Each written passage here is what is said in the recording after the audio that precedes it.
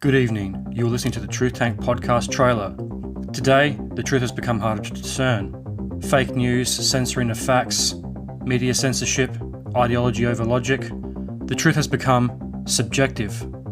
That old saying, there are two kinds of truth, rings true today. What is fact and what is fiction? You can take the blue pill and go about your day, or you can take the red pill and take a deep dive into the world of conspiracies, history's mysteries, the hidden and the forbidden past, current and global events, UFOs, aliens and the UAV phenomenon, the world of the paranormal and high strangeness, as well as the ongoing war on pop culture and society, with the occasional movie review thrown in for good measure.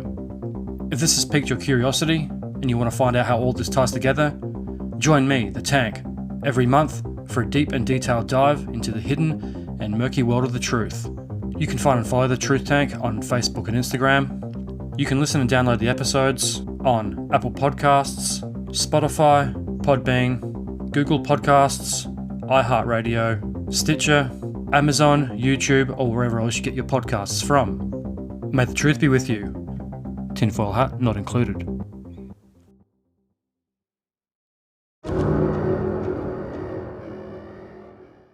Welcome to the D.E.A.D podcast, where I discuss all things spooky and weird. I'm Desi, and today I'll be talking about the Paris Catacombs. Let's get started.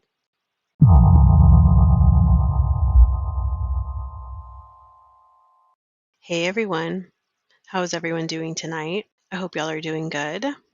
I am drinking something new tonight. I found this cool beer at the store, and it is called Shiner Tex Hex, and it says Stormcaster Juicy IPA, and it has a cool picture on the can. I will post a picture up, but it also has this like cool story that was on like the box when I got it. I'm going to read it for you. In the treacherous heart of the Texas desert, a dark shaman roams the land. Locals call her La Bruja, the alchemist. The natural order bends to her will, granting the sorceress the strength to conjure new incantations. Her shadow spreads across the land, unveiling the true depths of the desert only to those she deems worthy. So I thought that was cool. A little story on the box. And it's pretty good too. I like it. I also got a new shirt. I got a new Freddy Krueger shirt because he's my favorite. And this one has a Nightmare on Elm Street at the top. And then across the center, it has like his hand with the knives coming down. And it has like blood dripping. And then at the bottom, it says, "Ready or not, here I come." And so for tonight's episode, this is for my internet bestie, Heather. She has been bugging me to cover the catacombs, the Paris Catacombs. So I am finally covering that for her.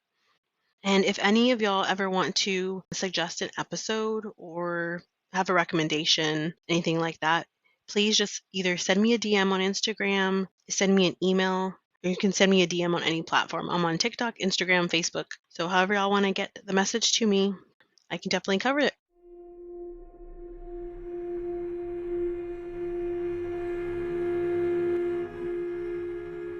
The Paris Catacombs draws thousands of visitors a year, but few know the macabre tunnel's unusual history. While the tunnels are named after the catacombs of Rome, which were built in the 1st century by Christians and Jews forced to perform their burial rites in secret, the catacombs of Paris were founded in the 18th century in response to two secular problems: sinkholes and a surplus of dead bodies. Notre Dame, Les Invalides, the Louvre. Many of the City of Light's most iconic buildings are made out of Lutetian limestone, or Paris stone, which has been mined from quarries on the outskirts of Paris since Roman times. By the late 18th century, the city had expanded so greatly that much of it was built directly above the old mines, leading to unstable conditions. In 1774, a massive sinkhole in the Road to Hell, engulfed houses, carts, and people who fell over 84 feet to their death. Multiple sinkholes over the next few years caused panic and outrage. In response, King Louis XVI created the IGC in 1777 to map and maintain the quarries. Chief Inspector Charles Axel Guillemot began a race against time to locate material to shore up the vacant mines. A growing public health problem provided the grim solution. In the 18th century, most Parisians were buried in communal graves on the grounds of their parish church. The graves were left open until they were full, a process that could take months. The bodies would break down over the course of 5 years. Then, the grave would be reopened, the bones extracted, and moved to a charnel house. The largest burying ground in Paris was Holy Innocents Cemetery, which had been in continuous use for over 500 years. As the city above grew, overcrowding became an issue down below, and by the mid-1700s, 1/10 of the city's dead were buried there each year. The living and the dead jostled for space, especially where the cemetery bordered the bustling Les Halles market. Human decomposition mixed with the blood and guts of the market, with piles of rubbish to form a putrid stench, a dangerous affluence that made Les Halles an axis of infection and disease.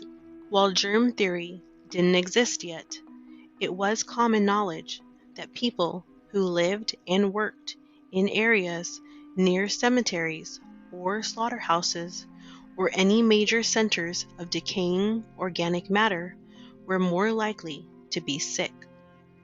The growing concern with sanitation coincided with the declining power of the Catholic Church in France.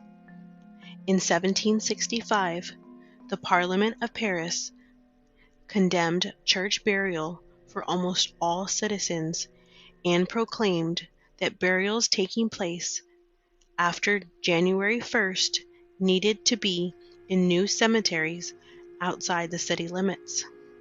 Republicans in France saw themselves as the vanguard of the future of civilization, and the church as the antithesis of everything that was modern, civilized, and healthy.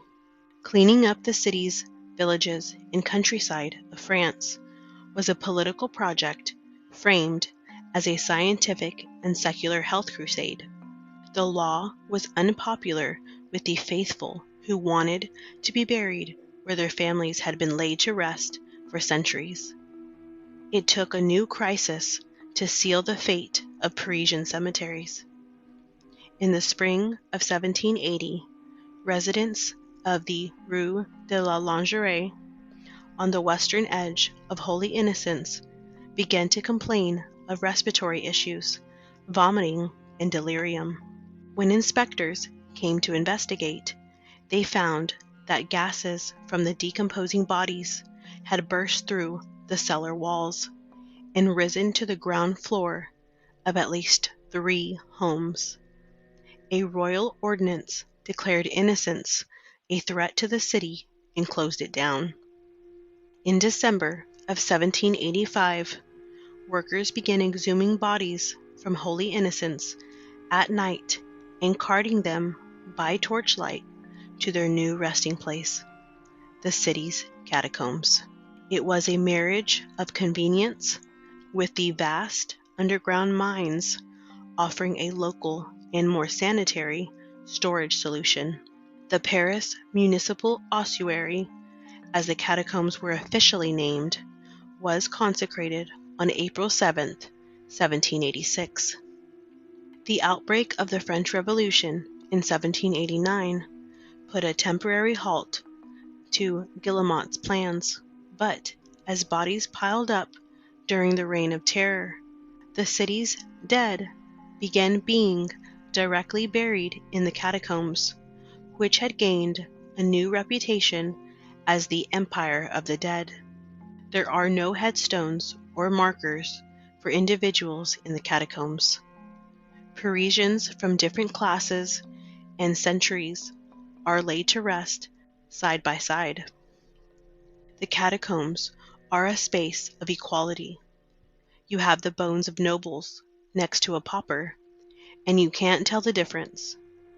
Equality in death had long been a Christian message, but in the wake of the French Revolution, it also has resonant political undertones.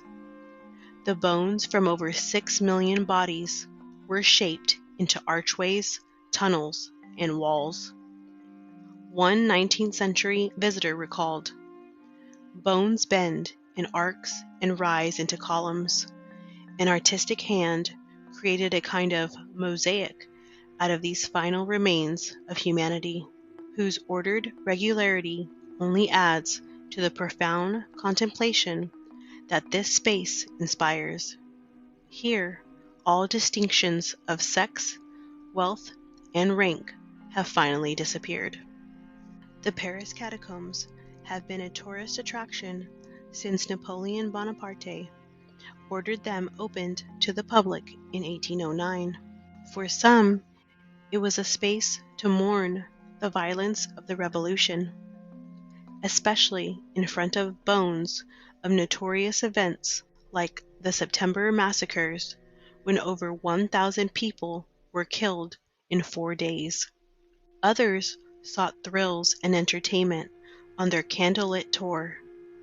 It was a way to safely confront death and violence in the aftermath of a tumultuous, high-anxiety period. The French obsession with the frights of Gothic fiction and the macabre could be viscerally felt in the cool, underground caves lined with anonymous bones. Visitors could observe the black line of the ceiling of the Paris Catacombs, meant to guide anyone who got separated from their tour, lines that would be invisible should your candle go out. Only 1.5 kilometers of the 300 kilometers of tunnels that form the Paris Catacombs are filled with bones. The rest of the tunnels have been used for everything from subterranean mushroom farming to beer storage to serving as a bomb raid shelter and meeting place for French resistance during World War II. Since 1955, it has been illegal to enter the catacombs without permission, though explorers known as cataphiles descend into the darkness to explore the hidden world beneath Paris.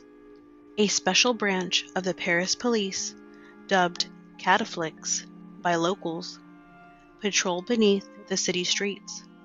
In 2004, officers uncovered an illegal underground cinema and bar.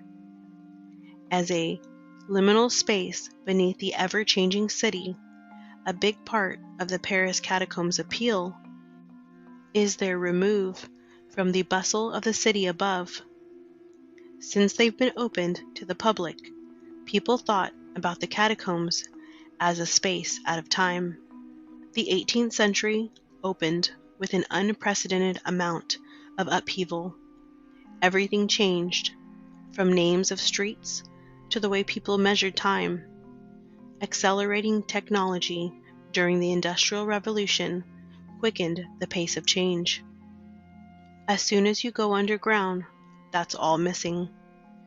In the 21st century, cell phones don't get reception down there. To descend into the catacombs is to travel to the center of Paris and back in time. Now I'm going to read you 2 experiences from the Paris Catacombs. Back in the start of summer, my family went on a trip. We left maybe 3 days after my final exam, got on a plane, and went on a 4-week trip to Europe. We went to Paris, France, Baccarat, Germany, Brussels, Belgium, and Amsterdam. I'm a 16-year-old girl, and I was accompanied by my 18-year-old brother, mother, and father. We've traveled quite a bit before, but these places were new to us. Needless to say, we were excited. Unfortunately, my mother was not a fan of planes, and after our plane ride to Paris from Canada, that was around 8 hours long, she wasn't exactly healthy. So she took a few days off. On one of her days off, the rest of us decided to go to the catacombs. After a 3-hour line that I spent most of wandering around and being hit on by a Frenchman, we finally got to go in. At first, it was really cool, wandering around under Paris in tunnels hundreds of years old. Just another way my life is lucky. However, did it start to go bad? It started to go bad when I got to the actual ossuary. It holds the remains of about 6 million people. The bones are shattered, skulls are cracked. I was feeling something. Something was angry, and something did not want me there. Something wanted no one to be there, and I could see why. This was not a grave. This was a freaking tourist attraction. 6 million souls who are only remembered as one of the skulls arranged into a heart in the side of a pile of bones. As I kept walking through it, I tried to stay with my family. My dad, bless him, has absolutely no empathy. He was getting my brother, who takes after his mother, and thus possesses more than the emotional skills of a sea slug, to take pictures of the bones. Once, my dad posed with the bones and asked me to do the same. At a few points in my life, I have genuinely sensed evil. I have known it was there. I have felt it there with me. I have sensed things that don't, can't, won't appear to others. But I never expected what happened next to even be possible. Something spoke to me. Weep, for we are watching. Weep, for we are laughing. Weep, for we will not forgive. Weep, for we will not let you go. Weep, for you are damned. Weep, for this is your fate. Weep, little girl, for this is all you come to. Weep, for you will return. I was walking faster by this point. My brain felt heavy, like there was a massive weight on it. From the looks on my family's faces, I had gone very pale. I looked at my dad and told him to stay with my brother for as long as they wanted. I was getting out of there. I'm 5'4". I'm curvy, which is another way of saying I'm not exactly skinny, even though I'm far from fat. I dislike physical activity, and I never ran faster in my life. Even so, it took me 10 minutes to get out of there. With every step I took, I heard, "Weep, for you are young." With, "Weep, for you are broken." Every, "Weep, for you are hated." Step, "Weep, for you will never leave or stop hearing us." I think I was crying when I bolted up the spiral staircase out of there. I got into the sun and collapsed onto the sidewalk outside. But I didn't stop hearing it. I didn't stop hearing it for 2 days. I will never discuss the nightmares I suffered those 2 nights. I can't forget them either. The voices stopped because I went to the Basilica of the Sacred Heart, one of the most beautiful churches I have ever seen, and lit a candle for their souls. The final thing I heard was, "Weep no more, for you are forgiven.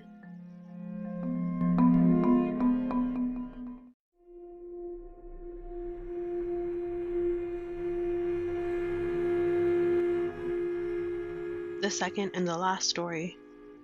Please forgive me in advance. I'm not a writer, and I don't really know how to use Reddit, but my brother loves it and has told me to post. I'm 21, female.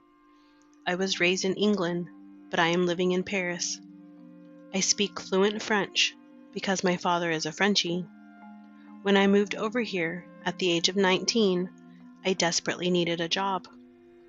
I would spend hours and hours going through the local bakeries searching for job ads, but nothing seemed to come up. One day, I noticed an ad stating that people were needed to patrol the catacombs of Paris.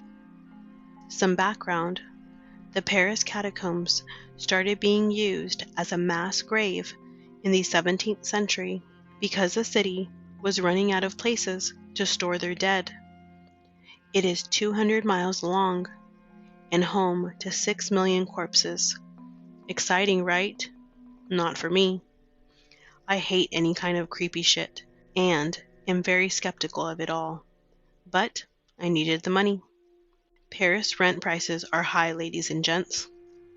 So, anyway, I interviewed, passed, and began my job, which was basically to help maintain the areas of the catacombs that are closed off to the public.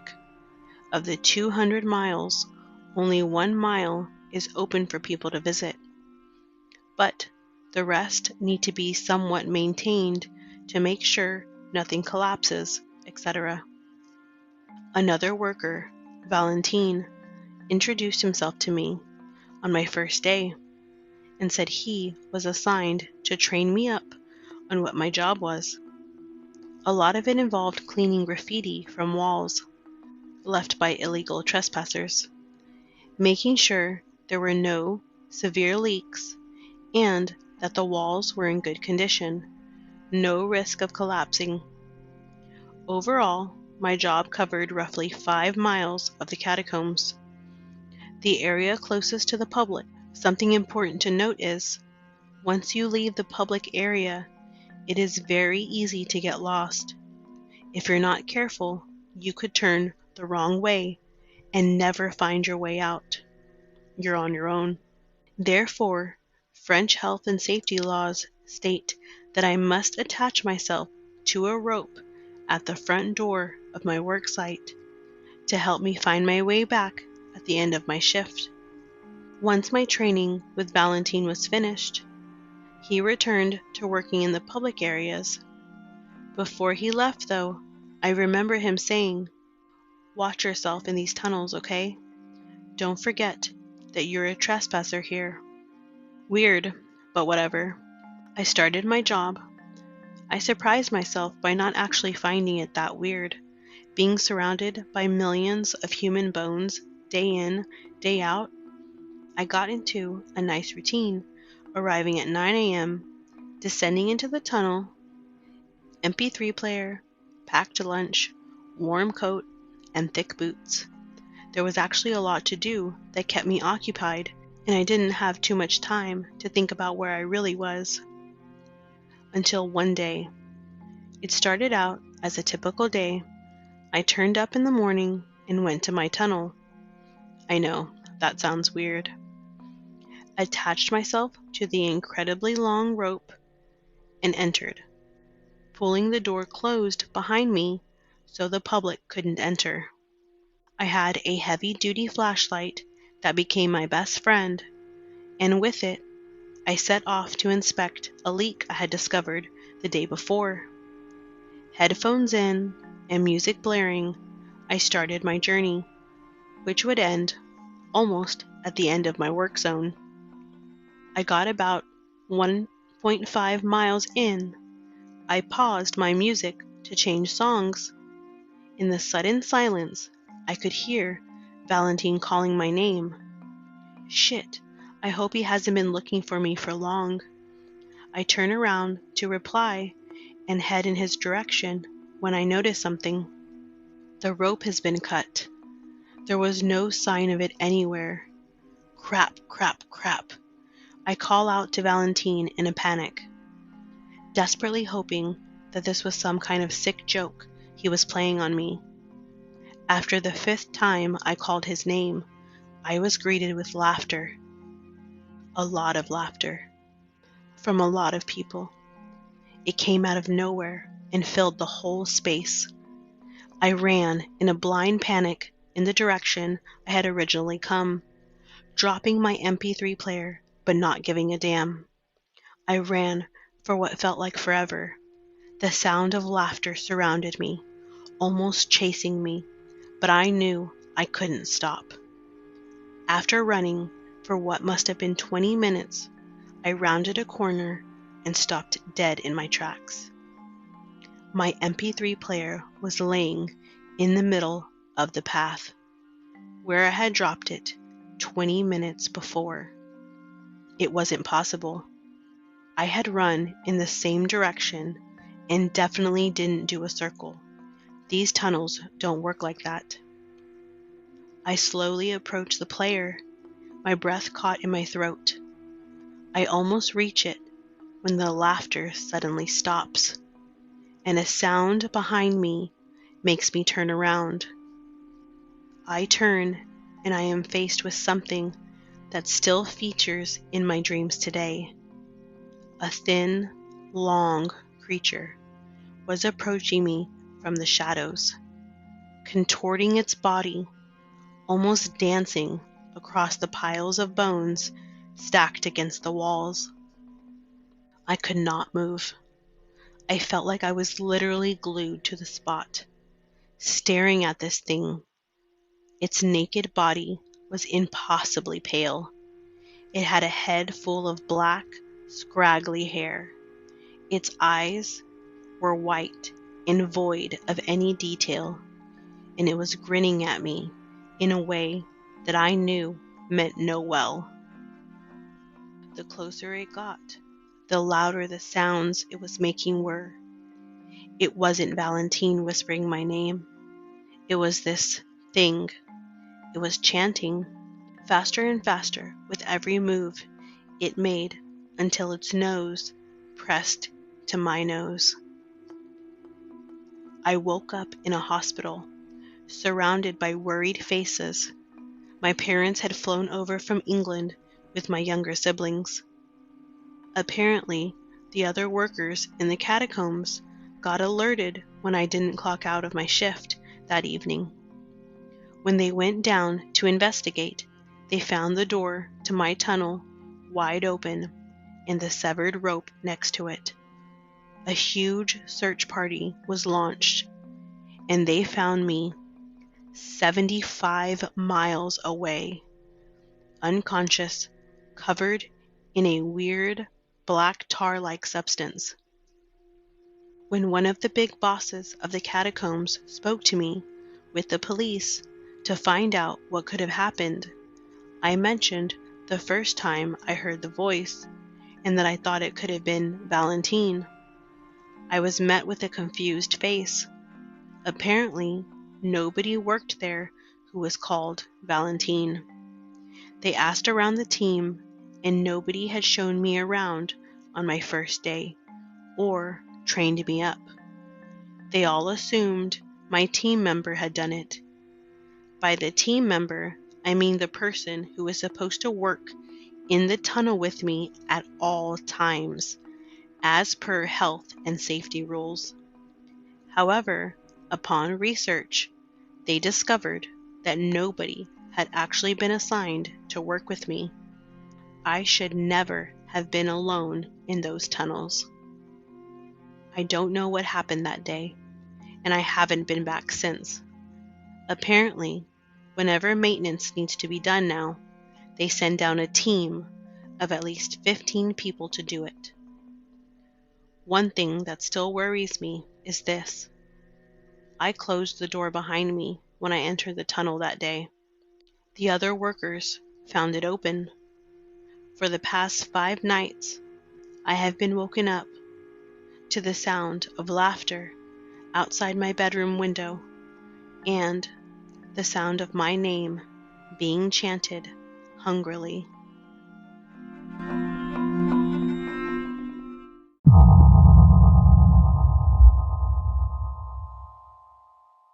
That brings me to the end of this episode. Thanks for listening to the D.E.A.D podcast. If you enjoyed this show, please rate and review the podcast on whatever platform you are listening on, and be sure to come back next week for my next episode.